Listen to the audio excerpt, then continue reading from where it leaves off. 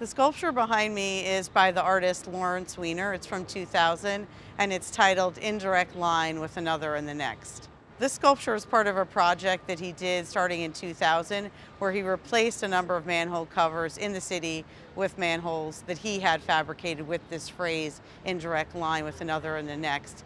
And the phrase was really a reference to the city streets, to the grid that is the city. So I think for us at the Whitney, it was lovely to have a work right outside at the entrance that deals so directly with the city. And I also think it was nice to have a work that plays so fundamentally with what a sculpture could be.